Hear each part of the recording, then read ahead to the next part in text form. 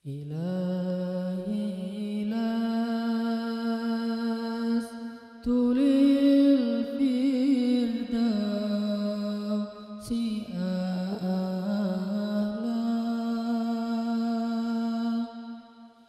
ولا أقوى على النار الجحيم فهب لي توبة واغفر ذنوبي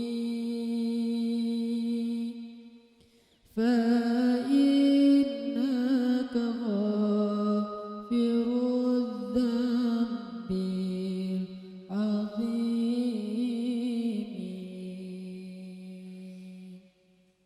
Teman-teman sekalian, bait-bait kasidah itu ditulis dan dirangkai oleh para ulama adalah tentang pengakuan dosa seorang hamba. Ketika seorang hamba berada di puncak penyesalan dan merasa tahu diri bahwa dia adalah seorang hamba yang kotor, sehingga dia mengatakan, Ilahi lastu lil firdausi ahla. Ilahi, sesungguhnya saya tidak layak masuk ke surga Firdaus.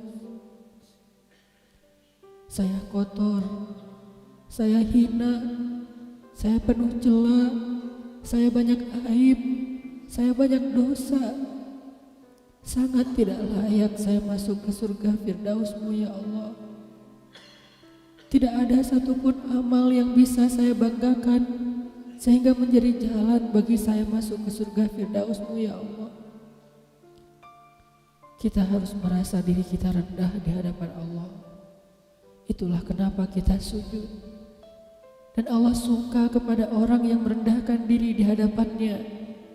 Itulah kenapa Allah suka kepada hamba yang bersujud. Seandainya pintu surga itu terbuka dengan kunci amal solih, saya tidak punya kuncinya ya Allah. Saya beramal solih tetapi belum layak untuk membuka pintu surga. Saya sholat, saya puasa, saya tarawih, saya sedekah, tapi semua itu belum cukup untuk membuka pintu surga karena keterbatasan amal solih saya. Masih banyak kesalahan dalam amal-amal yang saya kerjakan karena saya bodoh ya Allah. Lalu bagaimana nasib saya kelak di akhirat ya Allah? Jika ditimbang-timbang, sungguh kedurhakaan saya lebih sering daripada istighfar saya ya Allah. Saya tidak pantas menjadi penghuni surga ya Allah. Wala aqwa 'alan naril jahimi. Tetapi saya juga tidak akan kuat dengan azab neraka jahim-Mu ya Allah. Karena sesungguhnya tidak ada satupun dari makhluk-Mu yang sanggup merasakan azab neraka. Semuanya takut kepada neraka-Mu ya Allah. Jangankan 1 tahun, jangankan 1 bulan, jangankan 1 hari, sedetik pun tidak akan sanggup ya Allah. Karena saya mendengar sesungguhnya Rasulullah SAW bersabda, azab yang paling ringan bagi penduduk neraka adalah dipakaikan baginya sendal terompah dari api yang membakar kakinya sampai mendidihkan kepalanya. Itulah azab yang paling ringan di neraka untuk orang yang paling ringan berbuat dosa. Bagaimana dengan saya ya Allah? Dosa saya banyak, saya pernah durhaka kepada ibu bapak saya. Itu saja sudah cukup bagi saya mendapatkan azab yang lebih besar di neraka dan saya tidak sanggup ya Allah. Saya pernah durhaka kepada ibu saya marahi ibu saya karena satu kesalahan. Padahal saya lebih sering berbuat salah dibandingkan ibu saya. Tapi ibu memaafkan saya. Ketika di waktu kecil saya memecahkan barang-barang ibu saya memungut barang-barang itu sambil tersenyum, membelai kepala saya, mengatakan nasihat-nasihat yang baik. Sama sekali ibu saya tidak marah kepada saya saat itu. Tapi ketika telah dewasa, tidak sengaja ibu saya yang sudah tua renta kadang memecahkan barang saya, merugikan sedikit saja dari harta saya marah seperti setan ya Allah. Saya bentak ibu saya ya Allah, bahkan kadang membuat ibu saya terluka, kaget, takut. Pantaskah seorang ibu merasa takut terhadap anak yang dia kandung 9 bulan, yang dia lahirkan dengan taruhan nyawa, yang dia susui dengan darah dagingnya, yang dia didik, dia jaga, yang dia berjaga di malam hari tidak tertidur demi untuk menjaga anaknya dari seekor gigitan nyamuk? Pantaskah ibu merasa takut terhadap anaknya sendiri? Cukup satu dosa besar saja durhaka kepada ibu membuat saya pantas masuk api neraka. Belum lagi dosa saya kepada ayah. Ketika saya berdebat habis-habisan di hadapan ayah saya, hanya ketika ayah saya menasihati saya dengan satu nasihat sederhana, saya debat ia, seolah-olah wawasan saya lebih banyak, ilmu saya lebih banyak, pergaulan saya lebih luas, pendidikan saya lebih tinggi, padahal semua itu saya dapatkan hasil dari perjuangan dan pengorbanannya. Ketika keduanya sudah menjadi tua dan lemah, kadang keduanya rindu kepada saya, ya Allah. Mereka memberi kami pesan, ya Allah. Mereka bertanya, bagaimana kabarmu anakku? Tapi kami tidak peka. Hati kami tertutup dengan ego dan sombong. Kami tidak bisa membaca teks itu dari perasaan mereka. Kami hanya membaca teks mereka dan tidak segera membalasnya. Kami anggap teks dari orang tua kami tidak penting, masih bisa ditunda untuk dijawab nanti sore. Padahal mereka sedang kangen, sedang rindu kepada kami, ya Allah. Mereka tidak mengatakan kami rindu kepadamu wahai anakku, karena mereka tahu kalimat itu akan mengganggu kami.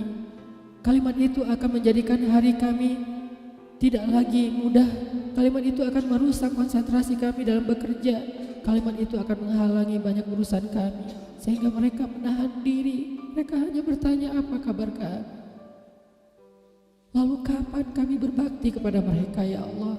Sampai seusia ini kami masih merepotkan mereka, ya Allah. Kapan kami akan berbakti kepada mereka? Rasanya kami lupa. Entah kapan kami pernah memijat kaki mereka setelah mereka seharian bekerja. Entah kapan kami pernah memberikan minuman hangat untuk mereka. Kami durhaka kepada orang tua kami, ya Allah. Bahkan setelah mereka wafat, kami lupa mendoakan mereka di dalam sholat kami. Harusnya kami disiksa di api neraka, tetapi kami tidak kuat, ya Allah. Belum lagi durhaka, kedurhakaan kami yang lain, dosa-dosa besar kami yang lain.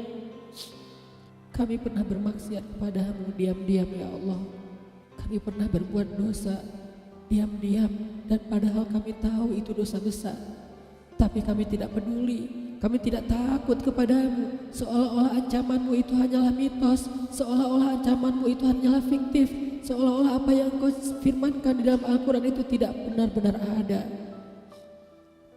Kami sombong menantangmu dengan berbuat dosa. Banyak dosa yang kami tidak bisa menyebutkan satu persatu, ya Allah. Keluh lidah kami untuk menyebutkan dosa-dosa kami, ya Allah. Malu untuk menyebutkan dosa-dosa kami, ya Allah.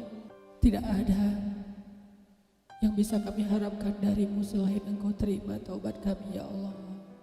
Fahabli taubatan, beri kami taubat yang nasuha, ya Allah. Terima taubat kami, ya Allah. Kami belum berani meminta surgamu, kami juga tidak akan kuat dengan nerakamu. Kami meminta terimalah taubat kami, penyesalan kami,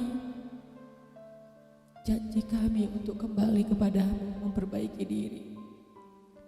Teman-teman sekalian, mari kita baca bait itu dengan penyesalan. Kita baca bait itu seolah-olah kita sedang curhat kepada Allah Subhanahu wa Ta'ala. Ilahi las fidausi ahla wala aqwa ala nari jahimi fahabli